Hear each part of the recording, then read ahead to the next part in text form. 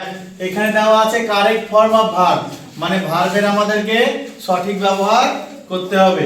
দেখা যাচ্ছে এখানে কটা অপশন আছে, তিনটি অপশন আছে। তিনটি অপশনের মধ্যে একটা অপশন উত্তর হবে। তাহলে কিভাবে হবে সেটা দেখে নেই। প্রথমকার সাবজেক্ট দেওয়া আছে দে, তিনটি অপশন আছে goes, are going, was going to school now. তাহলে এবার এখানে আমরা দেখব যে তিনটি অপশনের মধ্যে কোনটা হতে পারে।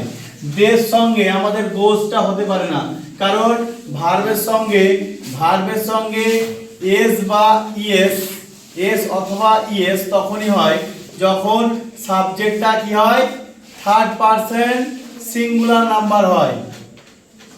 থার্ড পারসন সিঙ্গুলার নাম্বার কোনগুলো, হি, সি, ইট বা যে কোনো কিছুর নাম আমাদের পৃথিবীতে বস্তু, প্রাণী, যে কোনো একটা জিনিসের নাম যখন বোঝাবে তখন সেটা থার্ড পারসন, তখন ভার্বের সঙ্গে এস বা ইএস হয়। তাহলে দেটা তো থার্ড পারসন নয়, তাহলে গোজটা হবে না।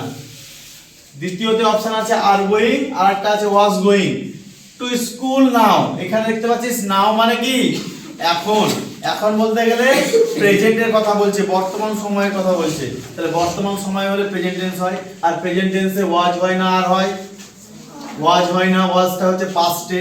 তাহলে ওয়াজ গোয়িংটা পাস্টে বাদ চলে গেল, তাহলে অ্যানসার কোনটা হয়ে গেল, আর গোয়িং। তাহলে আমাদের অ্যানসার হবে they are going to school now, present টেন্সে ইউজ হবে এটা। ঠিক আছে, আচ্ছা।